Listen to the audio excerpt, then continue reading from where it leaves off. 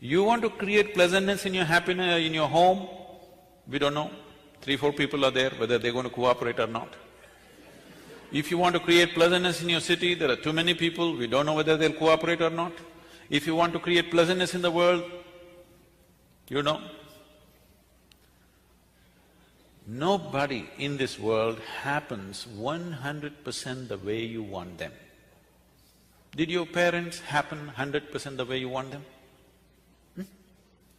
Did they?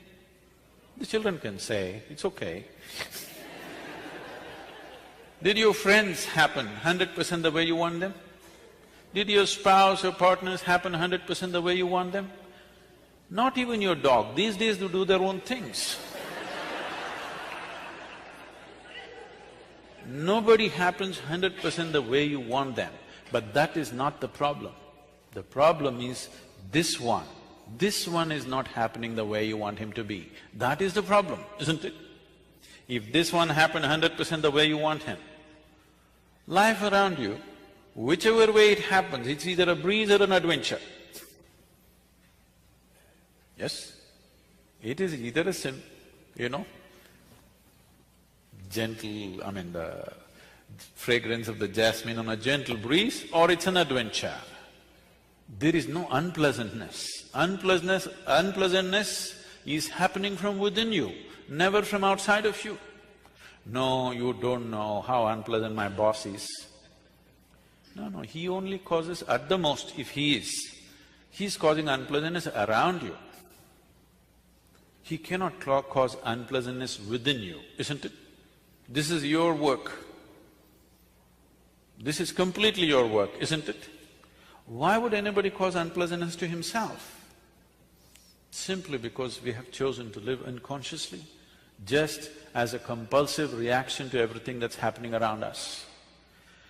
For solutions, we are looking into books, we are looking into all kinds of things. We are always looking elsewhere, never inward. This happened. We are from Tennessee. In Tennessee, every family with some kind of tradition has their own leather-bound, large-sized Bible of their own. They're very proud of this. It's so large, you can barely open it, at least children cannot. One day a boy, 12 years of age, who was studying in a boarding school elsewhere, came home and he found this huge book sitting there and he opened it. A few pages he opened, a leaf which had been there in the book for a long time, it was dry, it flew out and fell down. Then he called out loudly, "Mama, come and see what I found." She said, "What is it that you have found?" "Mama, come and see, please come and see what I have found." She said, "Come, tell me, what have you found?" He said, "I think I found Adam's underwear."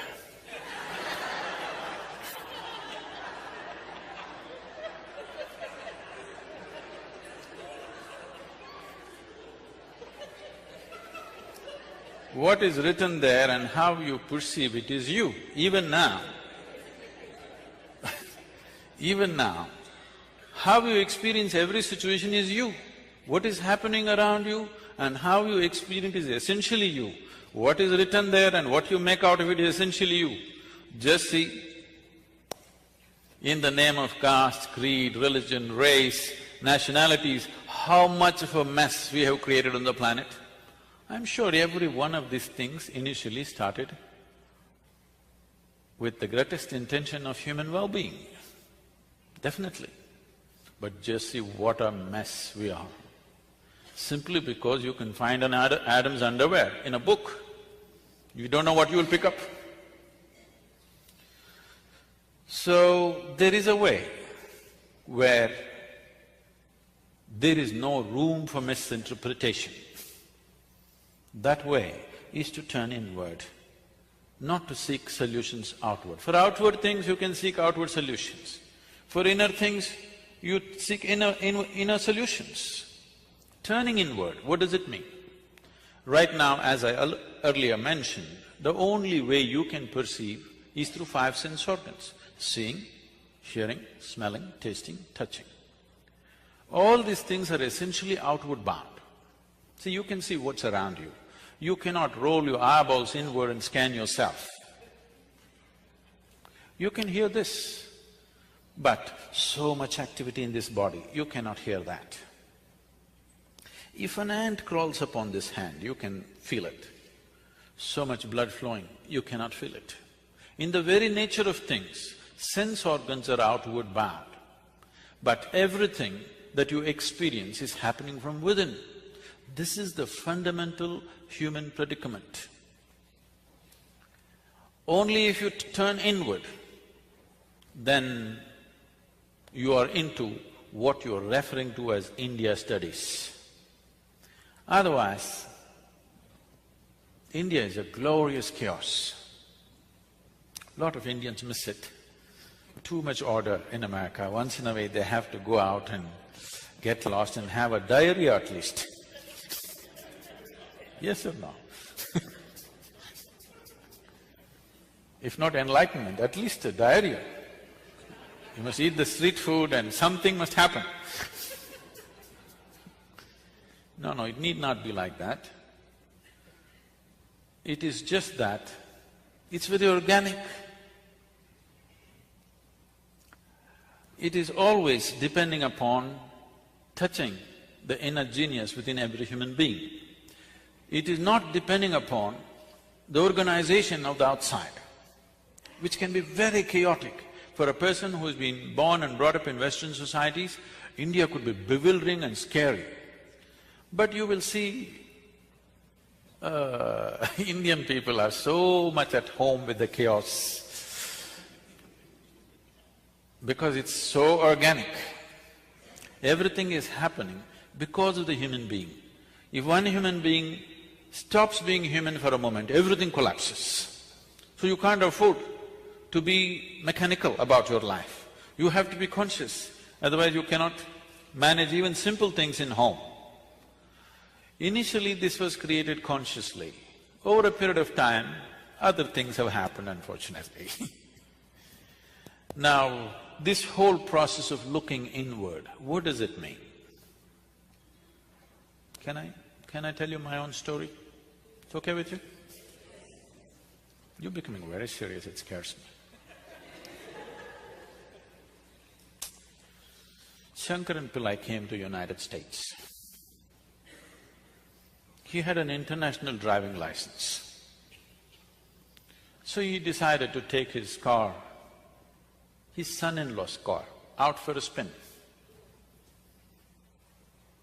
He's a good driver. If you have driven in India, you better be a good driver. Otherwise you're a dead driver. So, very confidently he was driving. Then his wife called up on the phone and said, "Are you on I-75?" He said, "Yeah." "Just watch out, the traffic news is saying there is a man driving at full speed in the opposite direction." He said, "What the hell, one man, hundreds of people are driving in the opposite direction."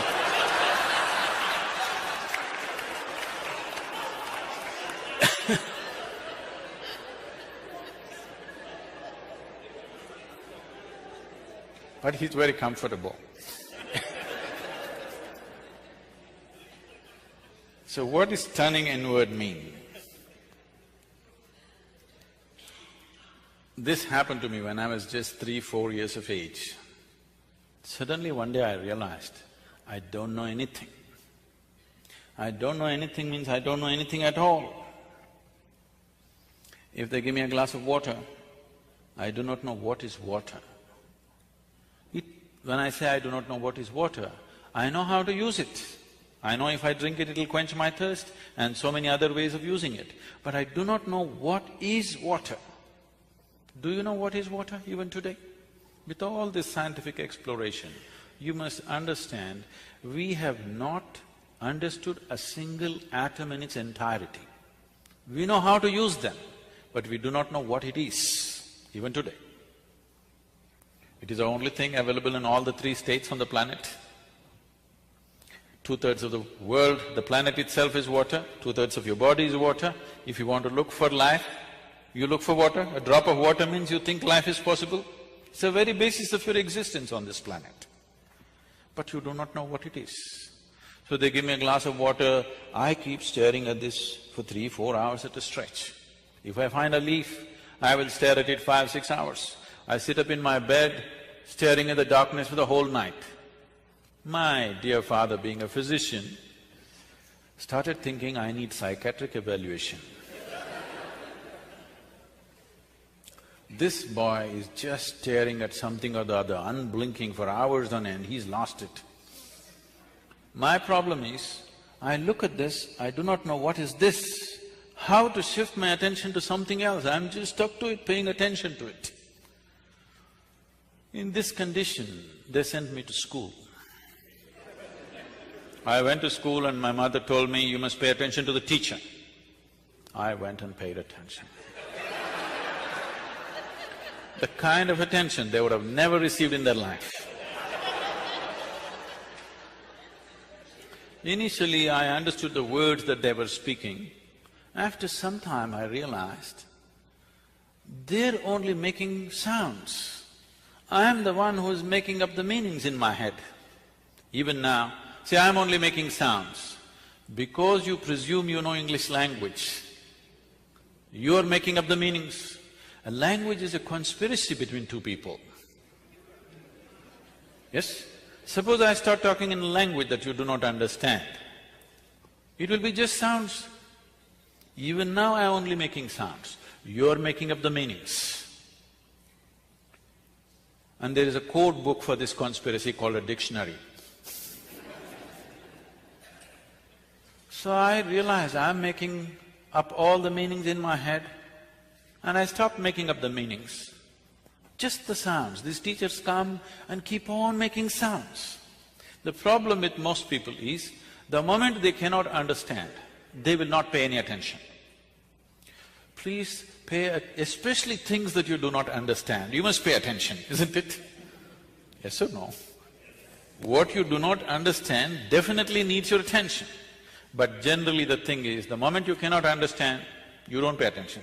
Turn on the Chinese channel, just listen carefully, with full attention. You will see things will happen to you. So I just paid attention, not attaching any meanings to the sounds they were making. After some time, it became so amusing, these people going on making noises. A big smile spread on my face. They were not amused at all. I was very consistent with my education. Every monthly test, consistently I got 6 zeros. Because I gave it empty. Because I was made like this, I come home in the evening study hours, or 2 hours in the evening, you must study in the house. If I open the book, I stay like this, without reading a single word for the next 2 hours, I will be just like this. All I need is just a dot on the paper, just a tiny speck on the paper. If I put my attention to it, the damn speck will take me somewhere. I won't read a single word, nor will I look around, nor will I do anything, simply. After 2 hours, I'll be in the same speck, unmoving from that. So my attention is like this, I'm paying attention to the teachers. So, I clearly remember this. When every month they give this report card, I don't know if you still have it. You still have that method of report cards? When the report card comes, some children will be strutting around, they are first, second, whatever. Some will be crying, they're terrified to go home because they got something. In my whole school days, all those 12 years, I never opened my report card. The teachers gave it to me, I took it and gave it to my dad. I thought this is a transaction between the 2 of them. I never wanted to, peep into that.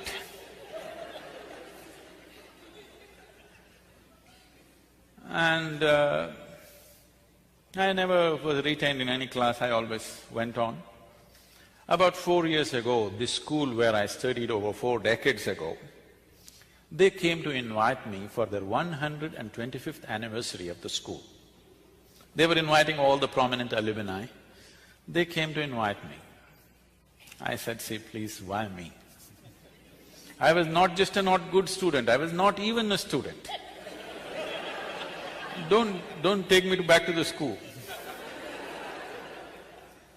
They said, no, our school has produced federal ministers, our school has produced film stars, our school has produced cricketing stars. You are the only mystic, you have to come.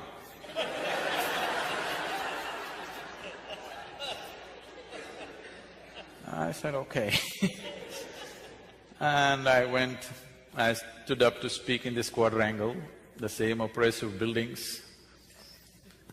I just looked like this, I suddenly saw this classroom and this whole situation came back to me.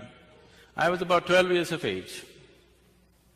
As usual, I am paying absolute attention to the teachers. I know the teachers past, present and future, but I don't hear a word of what they're talking.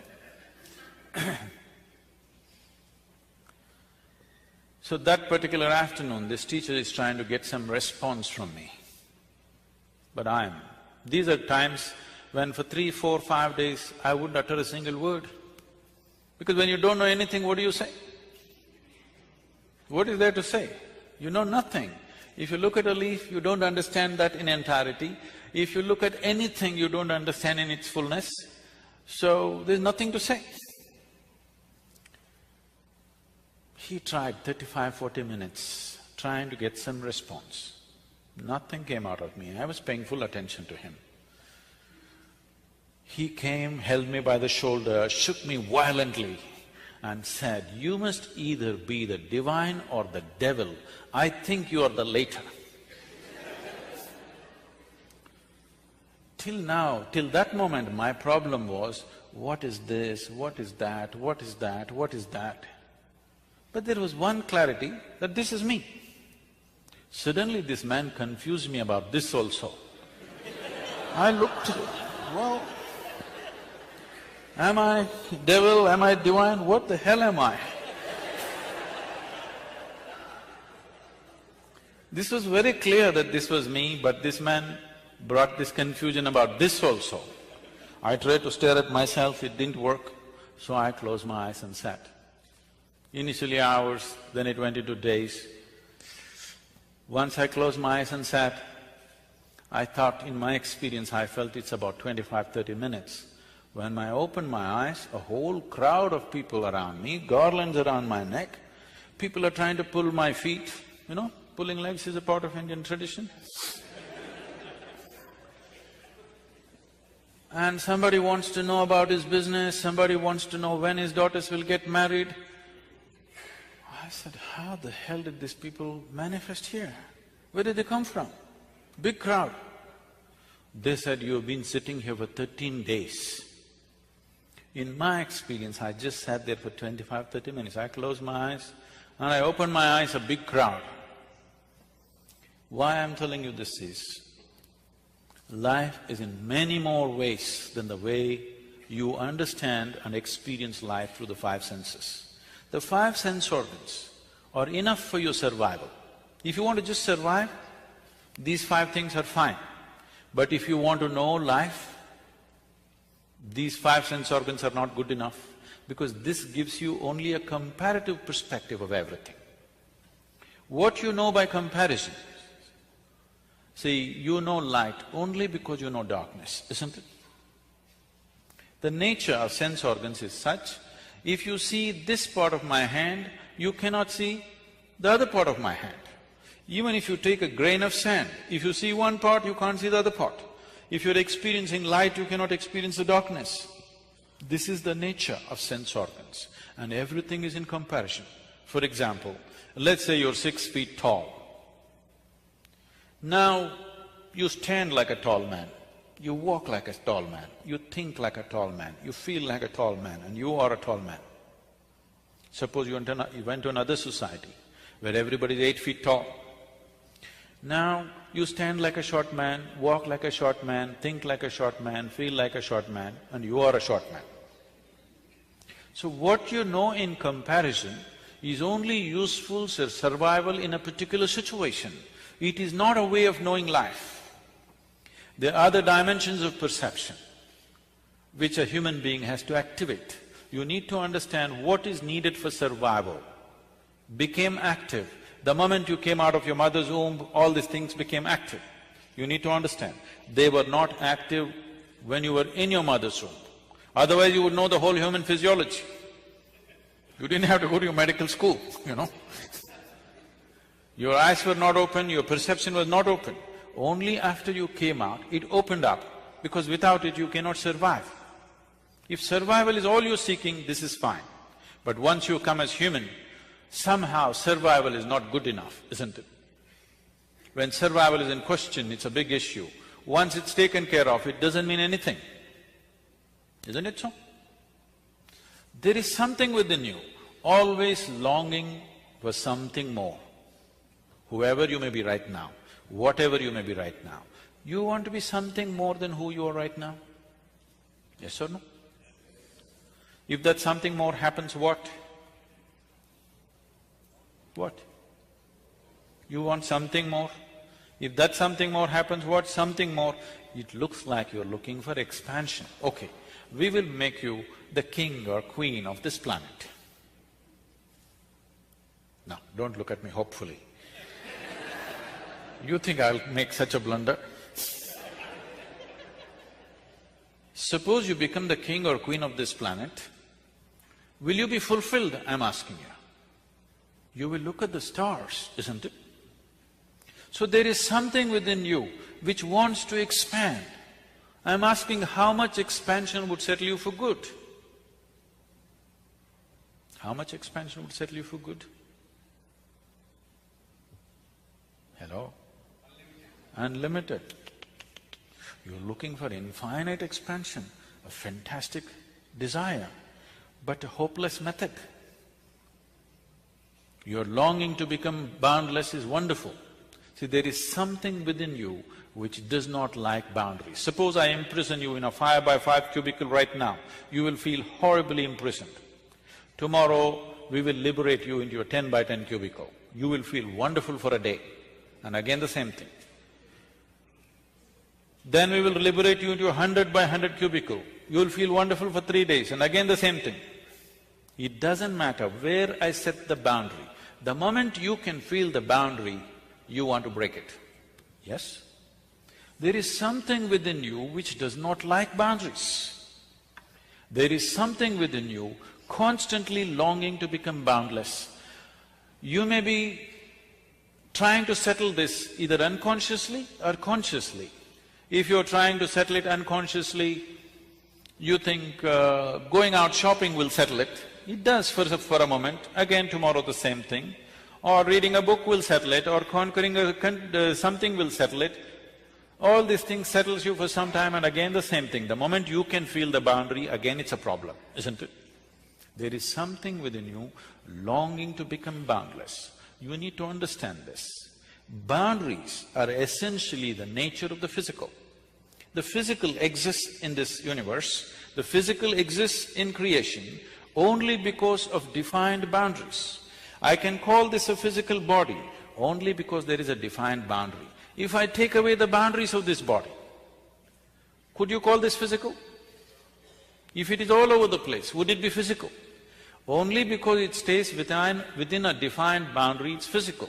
So boundary is the nature of physical existence.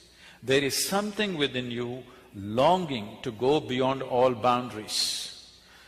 So if you touch a dimension within you, which is not physical in nature, only then this will settle. Is there such a thing? Well, let's understand this. When you were born, your body was only this much. Now it's become this much. How did it happen? How did it happen? The food that you've eaten, isn't it? The food that you've eaten. So what you call as my body is a heap of food, actually, or it's a piece of this planet. Physical is something that you gathered over a period of time, yes? Physical is an accumulation. What you accumulate, at the most you can claim it is mine. It cannot be you, isn't it? It can be yours, it can never ever be you. It can be mine, it can never ever be me, isn't it? What you gather can belong to you, cannot become you. But right now, you are so identified with things that you have gathered, not only in the body, in the mind. Your mind is a heap of impressions that you have gathered. Your mind is a gathering, your body is a gathering. Both are accumulations. Between these two things, where are you? A dimension beyond the physical, which is the basis of all this. If you eat a piece of bread, it transforms it into such a fantastic machine that we call as human mechanism. This human body is the most sophisticated technology on the planet. Do you agree with me? The iPhone users, I'm asking you.